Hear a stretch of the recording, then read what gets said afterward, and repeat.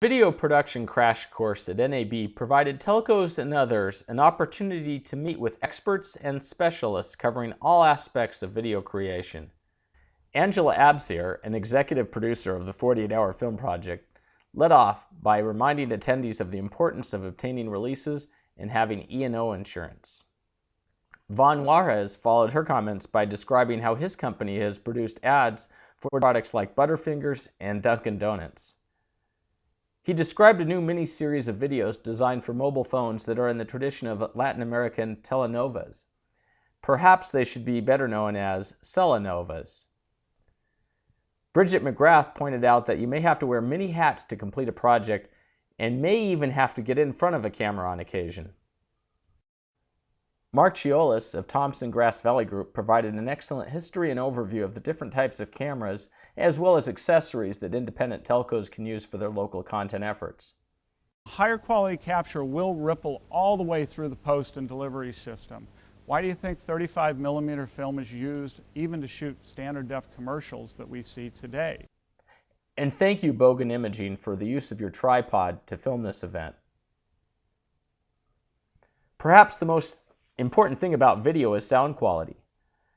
Tony Kerrison talked of techniques for obtaining good sound quality and had some interesting anecdotes from his experience in working in Las Vegas productions.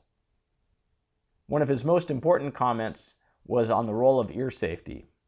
And after a long day of field audio, you feel it. You're worn out. So protect your ears. That is so important. Lighting is another critical element to a good video production, and J.R. Reed of J.R. Reed Lighting gave a Lighting 101 class. Unfortunately, we couldn't afford a real model and had to make do with yours truly. To create a fill look. And now you've created with one light, you've created a decent little look for him.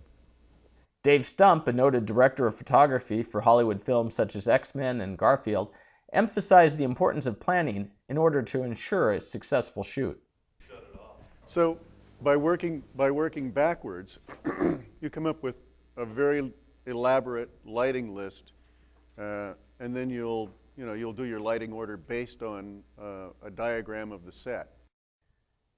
And we are very appreciative of Data Video for loaning us equipment to provide a live feed of the event. John Stapsy of Data Video had a very interactive presentation where he discussed the challenges surrounding live production. Here he talks about how adding picture-in-picture capabilities can liven up a production that would otherwise consist of talking heads. I could be the city council person or the city manager or the mayor, and I could say, and we're trying to find money to build a new library. Here are the drawings of the library, and this is the site that we plan to use.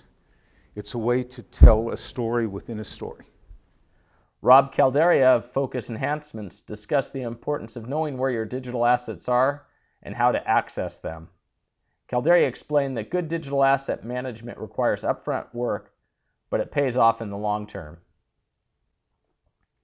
Finally, editing and rendering was a topic of discussion from several of the leading editing companies.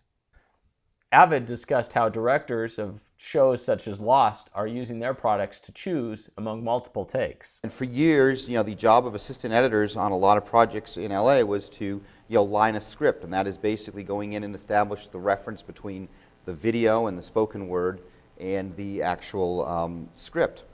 Very, very painstaking. What we've done now is we've introduced some technology that we've licensed that allows us to do this automatically. And it's pretty Adobe showed off their CS3 product and demonstrated how it has the potential to turn millions of Photoshop users into video producers. Giles Baker explained how Premiere Pro is now available on both the Mac and the PC. For the first time now in 2007, we've brought it back to the Mac, and it's a fully cross-platform solution. Matrox explained how their hardware add-on helps speed up the rendering process, especially for the taxing demands of high definition. Sony Media Software's Matt Brown demonstrated Sony Vegas and explained how to go from concept to finished video and how it is possible to mix different formats of video in the same editing timeline. So let's say we choose a high definition file. Okay? Now we come back, we want to go to a standard definition file. We're going back to those main raw assets, and then we go to a standard definition file. So you can pick as many file formats as you want. Thanks also to Sony for loaning one of their HDV cameras to help us capture the footage you are seeing. Finally, Steven Streeter of Forbidden Technologies showed a different approach to editing, one where all that really is needed is a broadband connection and a browser. This is running in a web browser in Java, but it's very responsive, as you can see as I shuffle through.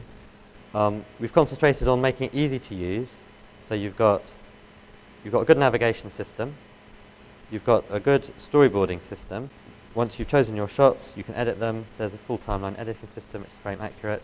And when you've made your program, you've got a choice. You can either export it to something like Avid or Final Cut, or you can just publish it directly either to the web.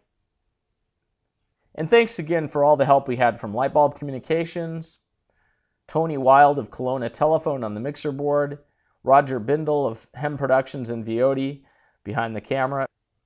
The video production crash course at NAB is another way Viodi is helping independent telcos take control of their local content destiny.